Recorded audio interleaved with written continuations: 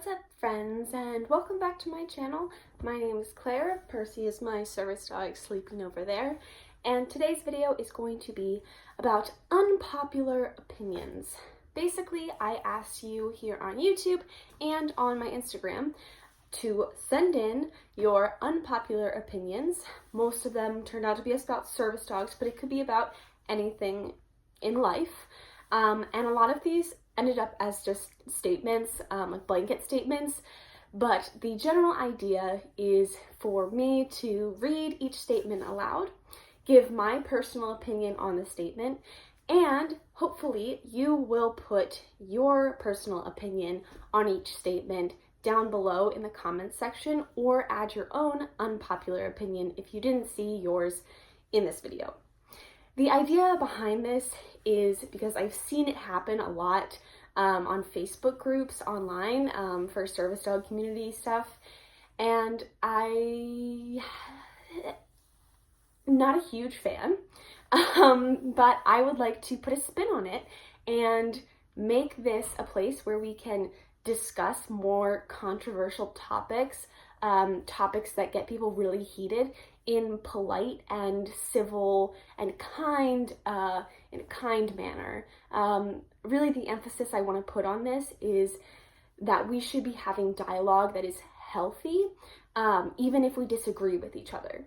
And the point of this video is to sort of go through these unpopular opinions, share our own opinions, and have fun discussing them with others and learning something new. So let's move my long introduction to the side and start on my handy dandy laptop here, and I'm gonna start reading. I could not do every single submission because that might take us an hour. This might even take us an hour. We'll see. Let's go. Let's do this. 1. Too many people are getting service dogs for anxiety rather than going through other treatment. I agree with this for the most part. I think anxiety is definitely one of those things, one of those illnesses which people tend to identify with and then use a service dog as sort of an immediate course of action. So, oh, I have anxiety too, I'm going to get a service dog because people can get service dogs for anxiety. I just want to say, diagnosis does not equal disability. I say that again and again, and I'm going to say it, I'm going to keep saying it, but I mostly agree with that. On the other hand, psychiatric service dogs are very important and very real and very valid. So, number 2, fully trained service dogs are still legitimate even if their handler uses a training tool, such as prong, e-collar, or halti. Yes, fully trained service dogs are still legitimate even if they use training tools.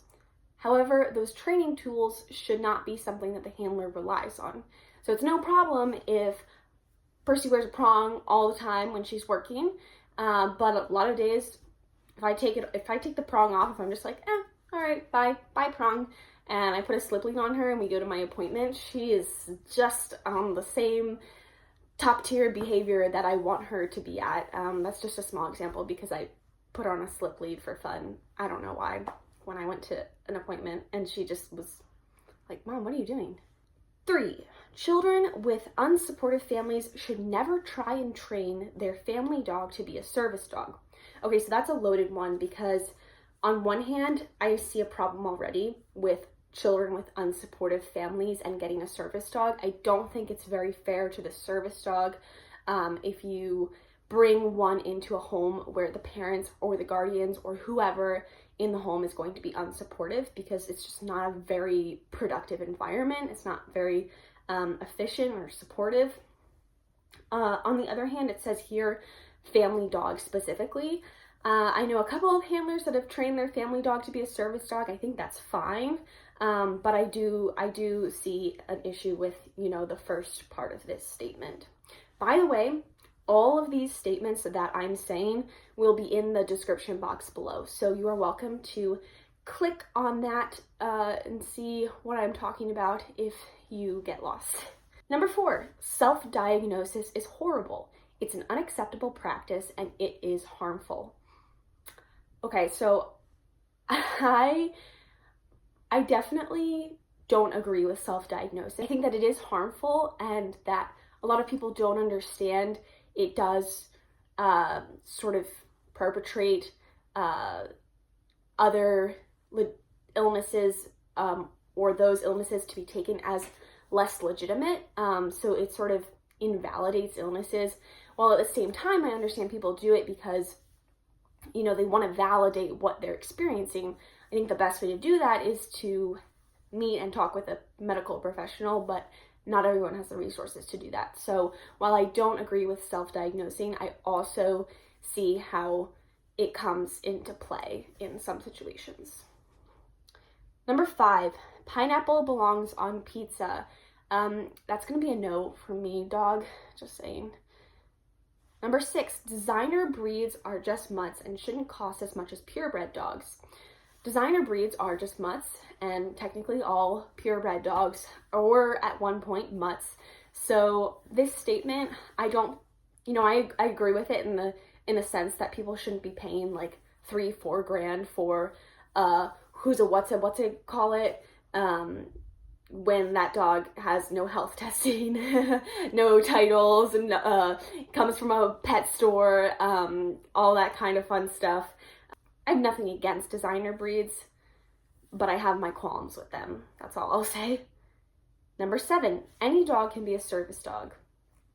Strongly disagree. The number of dogs who actually make it to be service dogs, even in high quality organizations, the number of dogs who succeed it's such a smaller amount than the ones who were even bred and raised by professionals. So no, not any dog can be a service dog.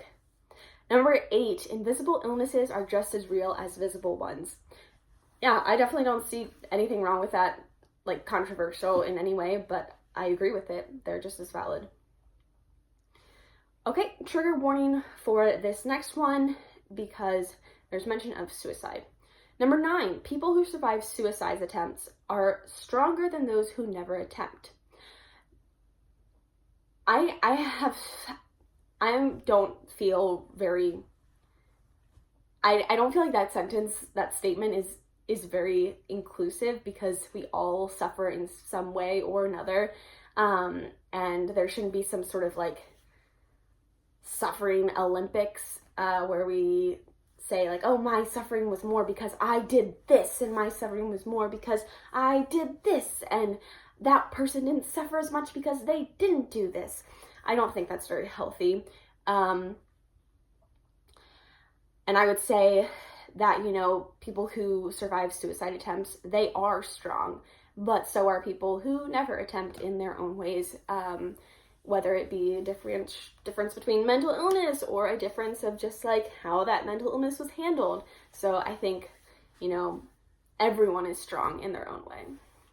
Okay, and trigger warning.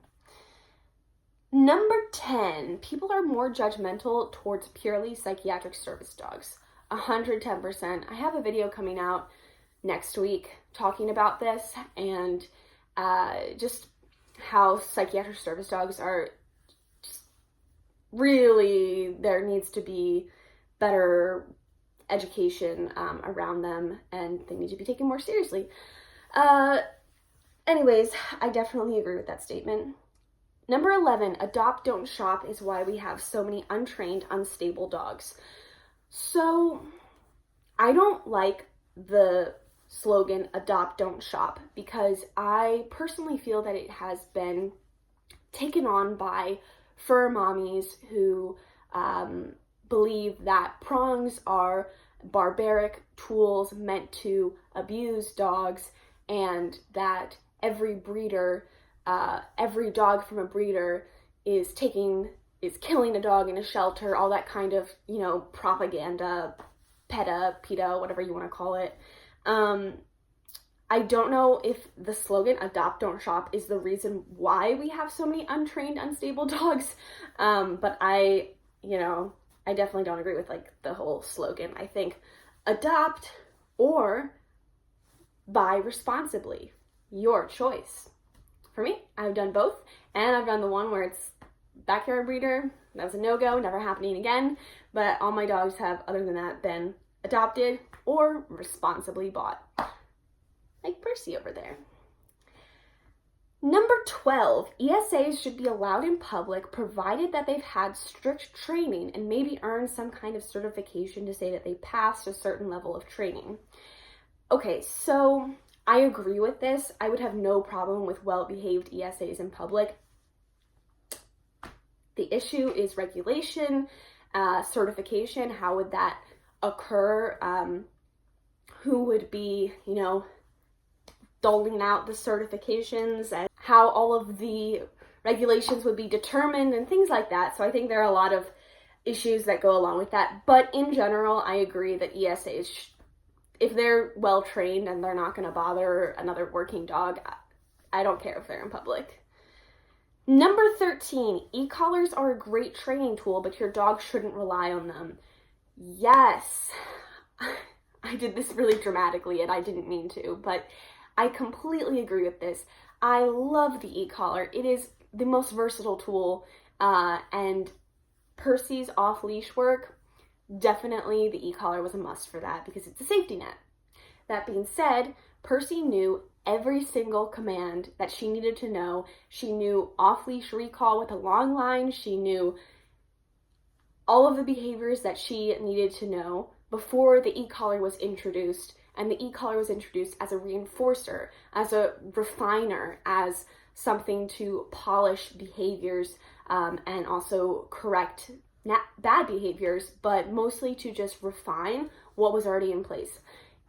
If you are using the e-collar to train the dog to do something, as in using the e-collar before the dog even knows how to sit or heel, that is not something you should be doing, and I please implore you to speak with a professional trainer because I definitely have a little pet peeve when people just like slap e-collars on, like, okay, now the dog is going to be perfect.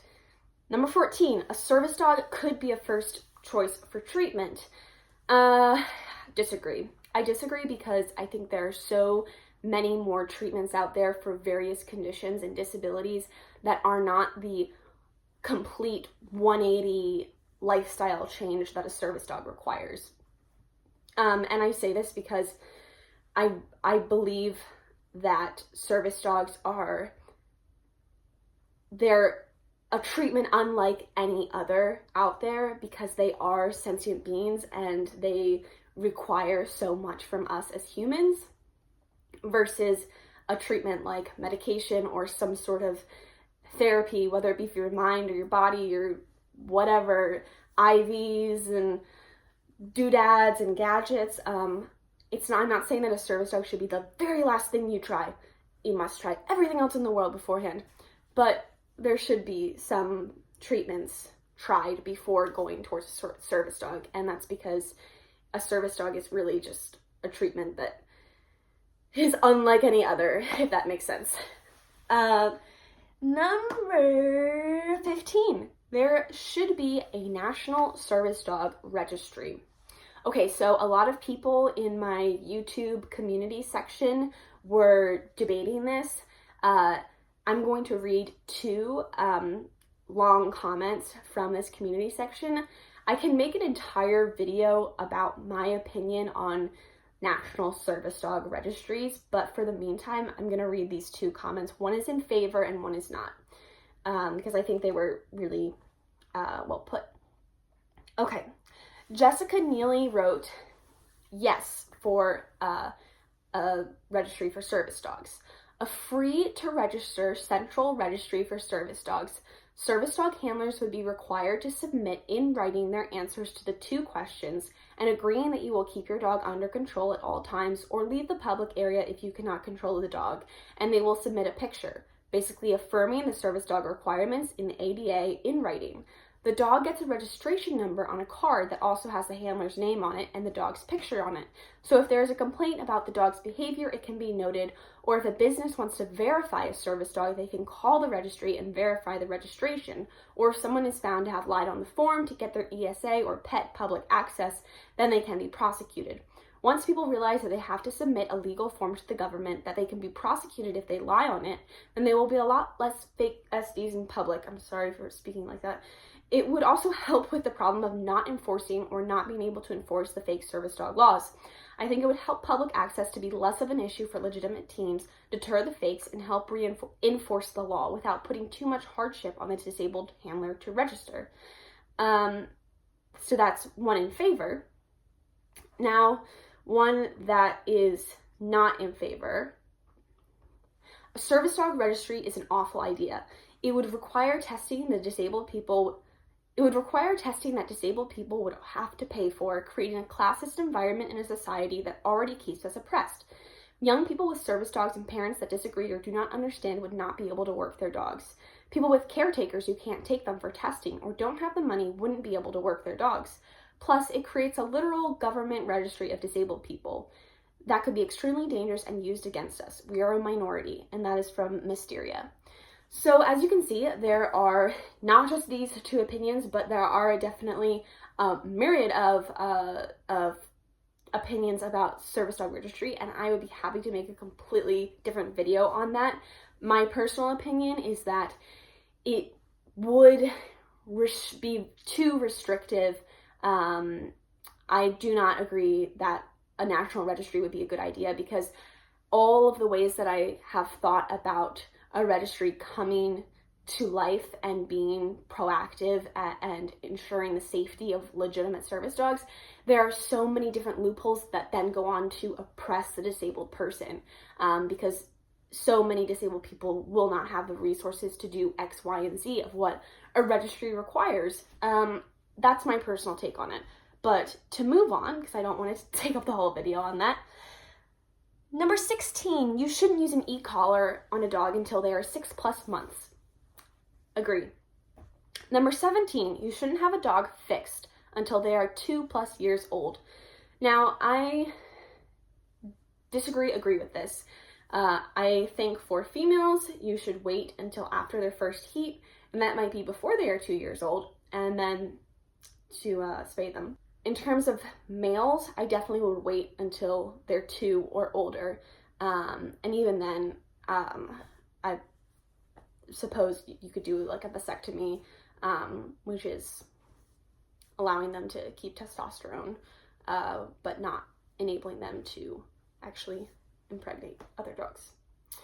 Number 18, all service dogs should have to pass the CGC and public access test and have proof of this. I agree. I think that's important. But is it something that would be enforced, and how and why? There are a lot of, then again, issues with that. So while I agree, I think it's not very realistic. Hopefully handlers are just doing that anyways. Handlers who harass people or initiate conflicts during public access for YouTube views. So I know some people do this on YouTube where they follow dogs, like fake service dogs in stores, or film them, blah, blah, and confront them and all this kind of stuff. I think that it is incredibly immature because it puts your dog in danger. It puts that other person in a negative situation. You don't know how that dog is going to react. Overall, it's just something that's very childish, and that we certainly should not support as YouTubers, because we want to keep our dogs safe. Our dog's safety should be our number one priority. And if we're dragging them towards a dog who is clearly going to be a threat, then it's really irresponsible. And so my opinion on that is it should not be a thing. When I see a fake service dog, I think, great, an opportunity for me to train around this dog with Percy. And if I see a fake service dog and it starts lunging and growling, I think, great, I'm turning around. Number 20, breeders who health test but don't title their dogs aren't backyard breeders. They may not be backyard breeders, but the really good breeders, in my opinion, are the ones who are titling their dogs. That's the kind of breeder that I will always go with, along with other factors. But they may not be backyard breeder, but that doesn't mean that they are a top tier breeder, in my opinion. Number 19, nope, I'm going backwards. Number 21, having a diagnosis is not the same as being disabled. I agree. Number 22, flexi leashes are fine when used responsibly. Again, I agree. Number 23, putting milk in before cereal. Please don't do that. Cereal, and then milk. And then you can eat it. Number 24, people who fake illnesses are idiotic and hurt those who actually have the illness.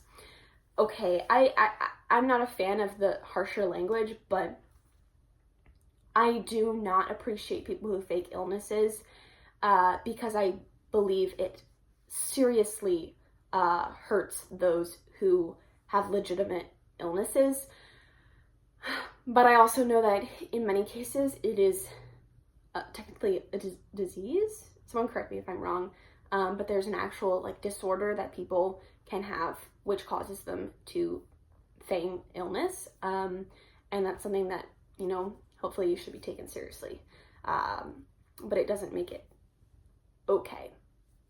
Number 25, pop, not soda. Okay, no, it's soda. It's soda. 26, licenses should be required to own certain breeds like LGDs and bully breeds because of their predisposition. LGDs are livestock guardian dogs. I disagree with that. I think if there was a way to just like eliminate all irresponsible owners, just that would be a better fix than providing licenses, because I'm not sure how that would work. I'm not really coming up with any great alternatives, but I can see the reasoning behind that statement. I certainly can. Number 27, service dog gear should always have to look 100% professional. Okay, I definitely disagree. Percy's best harness is definitely her cotton candy one from Service Pup Seek. And that is all fun colored. Now I do think it should look neat. It doesn't have to be like blue or red or green or orange or black, and that's it. But I do think it should look neat and put together. Number 28, small service dogs are fake. Oh my gosh. No. I know a lot of fake service dogs happen to be small because of the convenience of carrying them in the purse, underarm, places, to restaurants, to beaches, to hotels and concerts, yada, yada, yada. But just because they are small does not mean that they are fake. Number 29, The Office is overrated. I don't know if I should take this personally or not. All right, let's move on. Number 30, some dogs can be trained with purely positive. Okay, disagree with just a little bit of it and agree with the rest of it. Some dogs can be trained using mostly positive techniques, but purely positive is very, very difficult to actually achieve. And 90% of the purely positive trainers who I have seen or met or worked with, they are not using just positive reinforcement. They somehow use from other quadrants because it is very difficult to do purely positive. So I think the name is really misguides you because it's mostly positive, or, you know, force-free, stuff like that. I have trained many mostly positive dogs, and certainly will be training more, I'm sure, in my future career. And it's just, it's possible, but purely positive is honestly used as a gimmick to draw in people who believe prong collars are the devil's necklace. Number 31, ESAs are not all terribly behaved tiny dogs that belong to underinformed owners. Agree, absolutely. I know so many good ESA handlers with their amazing ESAs who are so important and totally undervalued by the community and It really, really needs to be known that ESAs and ESA handlers there are legitimate ones out there, and they are amazing, and we should respect ESAs. Number 32, puppies who have not gotten all of their shots shouldn't do any public access. Disagree with some stipulations. I believe that if you are experienced, if you know what you're doing, if you are a professional trainer like myself, then early socialization for service dogs is incredibly important. I did it with Percy, and I have no regrets with that. I did it with other dogs training for service work. I have no regrets with that at all. I think as long as you're careful and smart about it, for example, don't be walking your 9-week-old puppy on the floor at Walmart, and for half an hour, just trying to make up a scenario here. Instead, the best way is to get one of those little baby strollers or dog strollers and mark it up that there's a service dog in training in there. The dog is in the stroller. You wheel them into a place. You walk around and let them see all different things and sights and smells while they're getting yummy chicken in their mouth. And then you wheel them back out. And there you have a safe exposure session with a dog who has not yet been vaccinated. Now, definitely don't take my word as what you should do. I implore you to work one-on-one with a professional. Number 33, not every dog who pulls or barks is a fake. Agree. The dog might be in training or be having an off day, and you just don't know. Number 35, ESAs don't belong on planes. They don't have the training to safely fly. 100% disagree. Now, I'm not saying that all dogs should be able to ride on the plane, on the flights, but for a lot of owner trainers, there's no way to train your dog to be prepared to fly other than just getting on the airplane and flying with them. The most you could do is like have them be in surfaces that move up and down like this and curled up under seats for X amount of time. Like, that's fine, but nothing really simulates the airplane as much as the airplane. So I feel like that I disagree with. Number 36, self-care as a term is overused by people who use it to cater to their laziness. I have not really seen that, but I believe it. I believe that self-care is very, very important for anyone. You don't have to have an illness or disability to understand the value and need self-care. However, if people are overusing it to cater to their laziness, then that's not cool. Number 37, you don't have to be vegan to care about animals. This is me saying I'm not vegan and I still care about animals.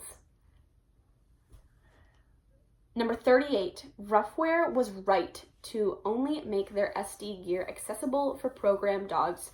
Yeah, I honestly don't see any reason why Roughwear would make their service dog gear accessible to anyone. That's just asking for so many problems. Yes, it sucks that we can't have Roughwear gear if you are not one of the accredited programs or an owner trainer, or if you are an owner trainer. But honestly, it's just the way it is. Oh well, I'm not too bummed about it. Number 39, program dogs are worse than owner trained dogs. No, I disagree with this because I know both sides of the spectrum. There are amazing program dogs, and I know I strive to make my program dogs as the best that they can be. And then there are program dogs that are not so amazing and very problematic.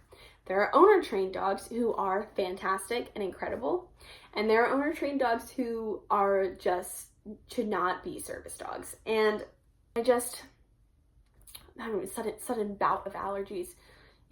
I just would say that there are good program dogs and there are bad program dogs. There are good owner trained dogs and there are bad owner trained dogs. Number 40, people are too focused on fake service dogs in the service dog community. Agree. I think fakes are definitely a huge, like, oh my god, like, taking pictures of, because I saw a fake, and like, hey, everybody, look at this, fake, fake, fake, fake, and don't fake. I think that it is definitely talked about a lot, and that's not really a bad thing. In my opinion, I don't mind it, but I can see how, you know, it might be like, hey, let's talk about some other issues going on in the service dog community, because fakes are definitely talked about a lot. But yeah, it's just my general opinion. And this concludes my video. So in the comments below, put your own unpopular opinion, if you will, or respond to one of the unpopular opinions which I talked about in this video, and let's have discussion. All right, everyone out there, please join me in discussion down here. Let's talk, let's be nice, let's be civil. Bring out the debate, bring out the discussion. I have had a ton of coffee today, so, you know, this is just me. This is how I roll at 11 p.m. at night. Anyways, I'm going to go and edit and get this video up for you so we can start chatting down below. Thank you so much for watching. Thank you for being the best subscribers and viewers on the planet, because honestly, you all are such a huge part of my life. I love reading your comments and responding to you and interacting with you, and being able to be a part of this platform makes me very happy, and I really appreciate all of you. So that being said, Percy, you want to say goodnight? She is fast asleep in my spot on my pillow. All right, bye now.